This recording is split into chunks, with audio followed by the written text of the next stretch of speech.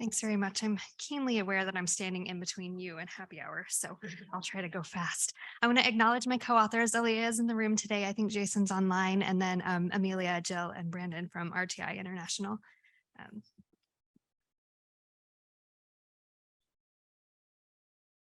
Yeah, I also want to acknowledge my agency partners in this project. This was truly an interagency project. Some of these agencies contributed financially to this program, and others just contributed in thought leadership. But we all collaborated on the development of this project. So here's my roadmap. I'm going to tell you what we did, why we did it, the challenges we ran into. I'll describe an experiment and then wrap it up with some results and conclusions. So our idea was to test methods for a federally sponsored probability-based nationally representative survey panel, which would include historically undercounted populations. There are a lot of reasons, as you all know, why we might want such a thing. And a lot of you have done research in this area. And I think we found a lot of things that are going to support other things that have been mentioned today, as well as in prior literature. We designed a pilot study to answer what we thought were critical methodological questions about our ability to recruit and retain the historically undercounted population. So particularly the groups that have been problematic in panel recruitment in the past. So we needed to engage those who are unlikely to complete an online screening questionnaire. And we needed to think about how to include the population without the internet. So to do this, we oversampled populations that have historically been missing from online surveys. So this is tracks with low internet penetration and tracks with high Hispanic Latino populations, and we evaluated our recruitment protocols. So to do this, we targeted 1,500 eligible adults. That we were trying to recruit 1,500 eligible adults in order to detect a 5% difference between our experimental panels that I'll tell you about in a moment. We oversampled the historically undercounted groups, and I'll show you that in a moment as well. So our overall sample size was 4,800 residential units. So here is how we selected the sample. So using the 2019 ACS 5-year file, we had 4 mutually exclusive strata. So we used the same, I think Francis talked about before, the same cut point for Hispanic track. So we used a 50% cut point. So it was either high, over 50% Hispanic Latino households, or low, less than 50%. And the same cut point for internet penetration, 50% high and then 50% low. And then we took 20 PSUs.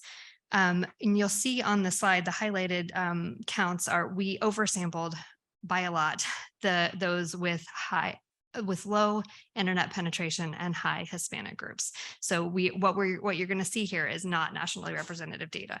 We oversampled to try to see if we could recruit low internet and high Hispanic tracks. So stage 2 sampling. So we had 240 addresses selected within those PSUs. And so 20 times 240 equaled the 4,800 addresses that were sampled. Then within the household, we did a household screener, and we sampled up to 2 adults per household for invitation into the panel. This is just a broad description of how we did the recruitment, very similar to other things we've heard today. So we had 3 mailings for initial recruitment. A respondent could come in via web or inbound caddy. We had a $5 prepaid incentive, a $5 early bird incentive offer, and a $20 incentive for the baseline. We did have a face-to-face non-response follow-up, which was CAPI. And again, we provided the same incentives in the face-to-face mode. And then we had a topical survey follow-up that I won't talk a lot about here today, but that was an email, text, and mail invitation to complete a web survey with a $20 incentive. So the non-response follow-ups, so households who did not complete the screening questionnaire, so it was households that were a non-contact from the initial recruitment, were subsampled for a non-response follow-up in person. And we randomly chose 100 addresses from each PSU to do this, and these were contacted by trained interviewers. So we did, to connect with the non-internet households, we did experiment with issuing tablets. So the tablet uptake is shown on the screen here. So you see what you would expect. So we issued most of the tablets in the low internet track, the 2 low internet tracks, and most of them were in the our most populous stratum, which was the low internet, high Hispanic track. So we weren't successful in the uptake. So we were successful in the distribution of tablets. We weren't successful in the conversion of these to do actually the surveys on the tablets. So only 4 of the panelists, the 53 panelists who received the tablet actually did our topical survey, which was kind of our measure of retention, and none of them actually used the study tablet. So we didn't invest in training the respondents on the tablet.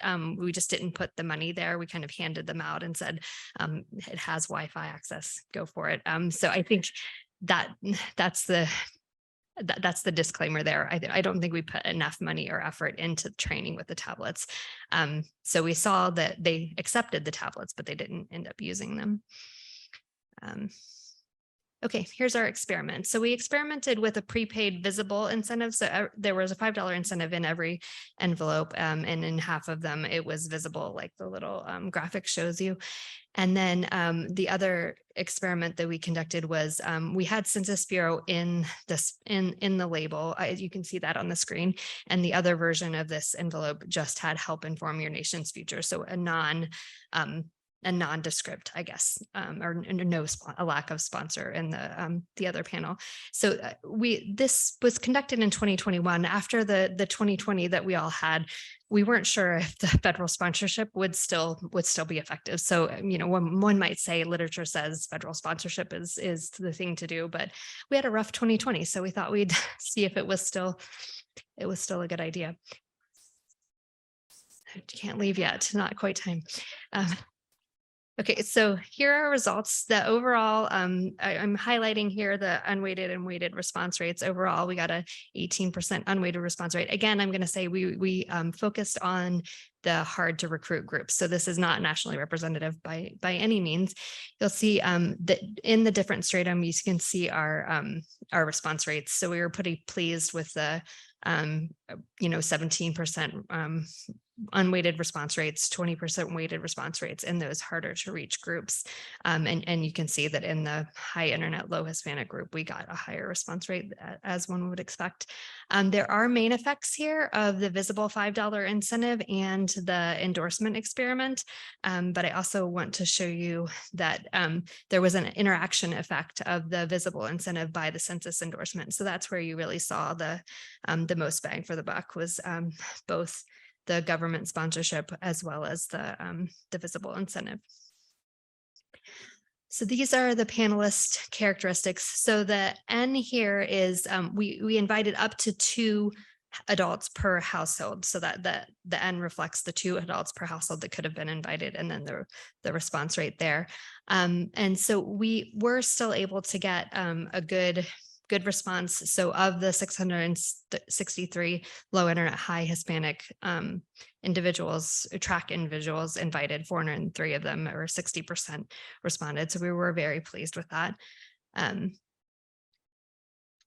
This slide shows that our in-person non-response follow-up recruitment was more successful than the phase 1 self-recruitment, as anyone would expect. I also wanted to show that if one person was selected in the household, they were a lot more likely to enter in the survey than if 2 people were selected in the household, probably because if it was a 1-person household, we had the 1 person on the screener and they proceeded to enroll. But you can see a little bit of effects here of the fact that we invited 2 people per household rather than 1 person per household. The other thing I want to show you here is the language of interviews. So we were able to enroll 180 Spanish speakers into the questionnaire or into the panel, which was really important for us because one of the things we wanted to be able to test was Spanish language respondents. So we were able to get a pretty good conversion rate on those as well. And you'll see here, so this obviously reflects the fact that we did not do, it's not a nationally representative sample. So our, the Hispanic the percentage of Hispanic respondents was 56% unweighted, 68% weighted. So it doesn't look like a nationally representative sample here. You can see that we got pretty good distribution on age. I thought it was pretty good distribution on age. And then our education also reflects the sampling. So you see more respondents in this sampled group having no diploma or less than a college diploma, just I think based on how we sampled them. And again, this slide shows we did have some success with using a QR code. We'll talk more about that at APOR. I should have said we have a whole session on this at APOR, so we'll expand on each of these different things. So the QR code, the non-response bias study that I'll tell you about in a minute, the experiment, targeting recruitment. So all of these things will be kind of expanded at the APOR conference.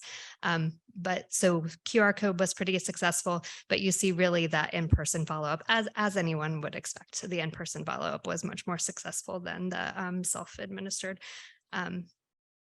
So we did a non-response bias study, even though we acknowledged that we weren't trying to build a representative sample, but we did see that the non-response follow-up was beneficial in recruiting lower income households. So this included SNAP participants and non-homeowners. It increased the representation from English speaking households. So we had a strange bias. So because of the way we were recruited, we were overrepresenting non-English speaking households. So it's a kind of a strange problem to have, but non-response follow-up corrected for that. And I think what we learned in this is that you would definitely want to target the non-response follow-up because we wouldn't to correct for the things that you're wanting to correct for, rather than just doing a kind of a non-targeted non-response bias or not non-response follow-up. Okay, so in summary, I think we were successful in over-recruiting the historically undercounted populations that we intended to. The mixed mode approach was really important at the recruitment stage. Inbound CADI was not successful. I didn't highlight that line on the slide before, but we only had 24 panelists that came in through inbound CADI. The in-person non-response follow-up was very important for the non-internet high Hispanic stratum. A little bit on cost per case. So CAPI was twice the cost. CAPI enrollment was twice the cost of a web enrollment. But the CADI cases, those 24 cases, were pretty expensive. They were 10 times the case of a web enrollment, just because we had to pay for the CADI operation. The visible incentive and the U.S. Census Bureau sponsorship yielded higher response rates, and we weren't successful in delivering data-enabled tablets, though I think we could have done a lot more on that to make it more successful. So I will say this is our panel on the panel at APOR. I would love for you to come. If you have questions, I'm going to write them down today and make sure we address them at APOR. Thanks very much.